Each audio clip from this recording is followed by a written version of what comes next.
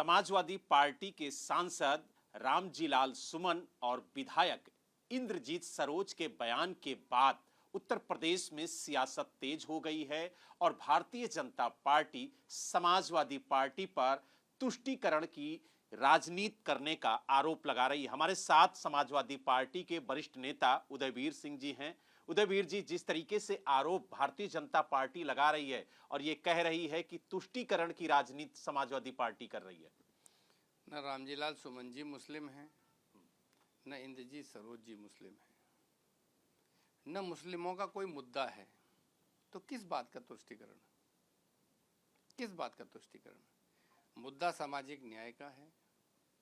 मुद्दा ये है कि अगर एक ही व्यक्ति एक ही काम दो अलग अलग व्यक्ति करते हैं तो दोनों को सामान्य रूप से ट्रीट किया जाना चाहिए, सामान्य व्यवहार करना चाहिए। कानून ऐसा है तो व्यवहार में ऐसा क्यों नहीं? जो देश के लिए लड़ा वो देशभक्त, चाहे वो हिंदू था चाहे मुसलमान था। जो देश के खिलाफ जिसने काम किया उस पर सवाल उठाया जाएगा, चाहे हिंदू हो चाहे मुसलमान हो। समाजवादी पार्टी सब धर्म सब महापुरुषों का सम्मान करती है।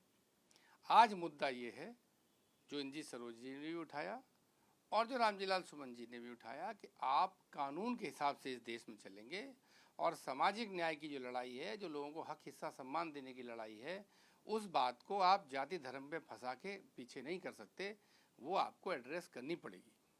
तो यानी उदयवीर जी, समाजवादी पार्टी जो रामजीलाल सुमन ने कहा, जो इंद्रजीत सरोज ने कहा, उससे सहमत है? उन्होंने बहुत सारी बातें की। आप स्पष्ट रूप से पूछिए कि किस बात के बारे में आप पूछना चाहते हैं। जैसे कि इंद्रजीत सरोज जी ने कहा कि अगर मंदिरों में इतनी ताकत होती तो शायद जो आक्रमण करने वाले लोग थे वो आक्रमण ना कर पाते। खासतौर से मुगलों की बात कही उन्होंने। इस देश के अंदर सब धर्म को मानने वाले हैं और उन धर्मों में बहुत सारे लोग हैं जो उस धर्म के हैं लेकिन धर्म को नहीं मानते। ये इंद्रजीत सरोज जी का व्यक्तिगत विचार है कि वो मंदिरों को में आस्था रखें, भगवान की शक्ति के आधार पर काम करना चाहें या अपने कर्म के आधार पर करना चाहें। ये सब धर्म में लोगों को छूट है। क्या इस्लाम मानने वाले सब पूरी तरह इस्लामिक हैं? बहुत सारे हैं, बहुत सारे नहीं हैं। तो ये धर्म एक व्यक्तिगत आस्था का विषय है और लोग तरह तरह से ये पाखंड के खिलाफ बोलते हैं। बहुत सारे लोग मानते हैं कि धर्म में बहुत सारे धार्मिक शक्तिशाली लोग हैं तो बहुत सारे धर्म के नाम पे पाखंड भी कर रहे हैं और हर धर्म के लोग कर रहे हैं। तो ये व्यक्तिगत, इसमें पार्टी का मानना न मानना का विषय नहीं है। पार्टी का ये मानना निश्चित तौर पे है कि सामाजिक न्याय सुनिश्चित करना चाहिए। जाति और धर्म के आधार पे आप किसी को मंदिर में घुसने से रोक देंगे, कोई मंदिर में जाएगा तो आप मंदिर धुलवाएंगे, ये इस आज़ाद भारत में आपका अधिकार नहीं है। यानी आप मानते हैं कि ये उनका व्यक्तिगत बयान है? हाँ, बिल्कुल उनका विचार है धर्म के बारे में।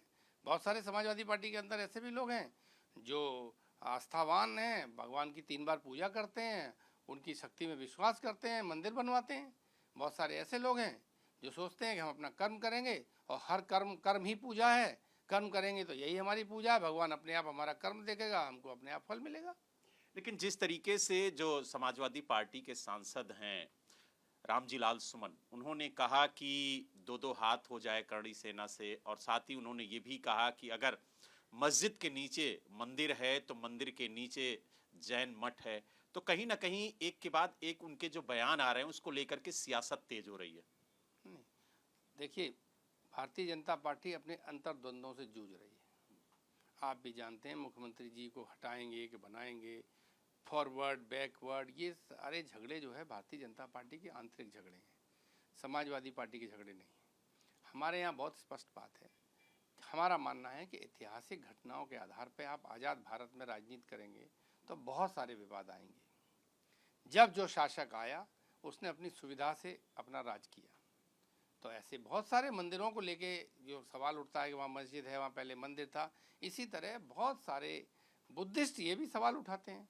तो अगर आप इसी में फंस जाएंगे, सुप्रीम कोर्ट का आदेश है कि पहले से आदेश है, सुप्रीम कोर्ट ने उस कानून को सही भी माना था कि राम मंदिर के बनने के बाद, राम मंदिर फैसले के बाद, कि जहाँ जो व्यवस्था चल रही है उस व्यवस्था के आधार पर पुरातन व्यवस्था के हिसाब से चलने दीजिए और आगे देश को तरक्की के रास्ते पे ले जाइए।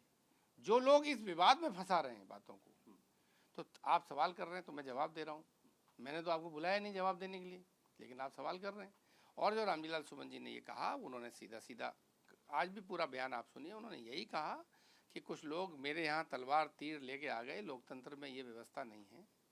कोई भी है, अगर वो कोई सेना है या कुछ है तो वो देश की सीमाओं पर, जैसे सैनिक इस देश की सेनाएं लड़ती हैं वैसे लड़ें, वहाँ बहुत काम है।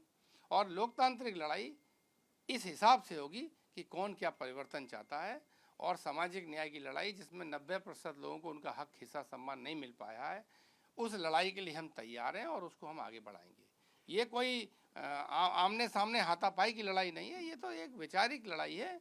हम चाहते हैं कि देश में इस तरह की नीतियां बने, और कुछ लोग जो पुरानी व्यवस्था में विश्वास करते हैं वो चाहते हैं। उन्होंने एक बयान दिया था कि अगर मस्जिद के नीचे मंदिर है तो मंदिर के नीचे बौद्ध मठ है, और इस बयान को लेकर के भारतीय जनता पार्टी समाजवादी पार्टी पर निशाना साध रही है। तो इस बयान से उसका कहना है कि लगातार सनातन पर सवाल खड़े करती आई है समाजवादी पार्टी, और सनातन विरोधी है समाजवादी पार्टी।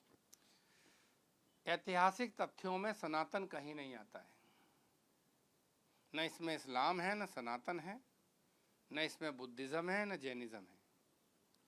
ये तो वो ऐतिहासिक विवाद और तथ्य हैं जो इतिहास की किताबों में लिखे हैं।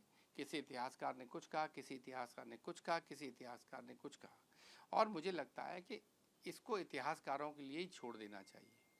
भारतीय जनता पार्टी अपनी सुविधा की राजनीति करना चाहती है।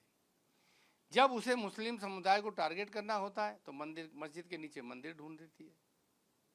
जब बुद्धिस्ट अपना दावा करने लगते हैं तो उन्हें सनातन का विरोध लगने लगता है। सनातन को बढ़ाने के लिए न किसी मस्जिद को तोड़ने की ज़रूरत है, न किसी बुद्धिस्ट मठ को बनाने की ज़रूरत है। सनातन को बढ़ाने के लिए आप सनातन का प्रचार प्रसार करें, माने जाने। वो जो व्यवस्थाएं हैं, जो सनातन के बड़े स्थान बने हैं, उनमें आस्था रखें, उनकी पौराणिकता में जो महत्व है उसको बताएं, बढ़ाएं। ये कहाँ से आ गया कि किसी धर्म को नीचा दिखा के आप जो है बड़े सनातनी हो जाएंगे। उदयवीर जी, जो उत्तर प्रदेश सरकार के पर्यटन मंत्री हैं जयवीर सिंह, उन्होंने कहा कि समाजवादी पार्टी को अब डर लगने लगा है। दरअसल जो मुस्लिम मतदाता है उसकी पहली पसंद कांग्रेस है, इसलिए मुस्लिम मतदाताओं को अपने पक्ष में लाने के लिए जो समाजवादी पार्टी के जयवीर सिंह के बारे में क्या जानते हैं आप? क्या जानते हैं जयवीर सिंह? न वो कभी संघ में रहे हैं, न कभी विद्यार्थी परिषद में रहे हैं। कांग्रेस, भाजपा, सपा सब में रहे हैं और सुविधा के हिसाब से रहते हैं। तो वो खुद पर्यटन मंत्री हैं। पता नहीं पर्यटन करते करते अगले चुनाव तक भाजपा में रहेंगे कि नहीं रहेंगे। आप उनके बयान के आधार पर इतना गंभीरता से विचार कर रहे हैं। अरे जब कैमरा आप सामने लगा देते हो, माइक लगा देते हो, तो मंत्री होने के नाते कुछ कहना पड़ता है। उनकी तो खुद ही आस्था क्लियर नहीं है। वो आरएसएस और बीजेपी की और सनातनी थे तो क्यों बसपा में थे 2-2 बार? क्यों सपा में थे? कांग्रेस से राजनीति शुरू की। तो आप इस बेहतर होगा किसी ऐसे आदमी का बयान लाइए जो कम से कम मूल भाजपाई तो हो, मूल संघी तो हो। हमारे जिले के हैं, रिश्ते परिवार में भी अड़ोस पड़ोस के ही हैं, तो आप उनका थोड़ा पता करिए। आप मंत्री जी के आधार पर पूरे सनातन का सम्मान दांव पे लगा दे रहे हो। पता लगा एंड टाइम पे वो झंडा उतार के दूसरे झंडे में चले गए, तो फिर क्या बचेगा? तो आपने देखा हमारे साथ समाजवादी पार्टी के वरिष्ठ नेता उदयवीर सिंह जी थे, जिन्होंने जयवीर सिंह के सवालों का जवाब देते हुए कहा कि पहले ये तय करें कि आखिरकार वो चुनाव के अंत तक भारतीय जनता पार्टी में रहेंगे या फिर दूसरे दल का झंडा उठाकर चल देंगे।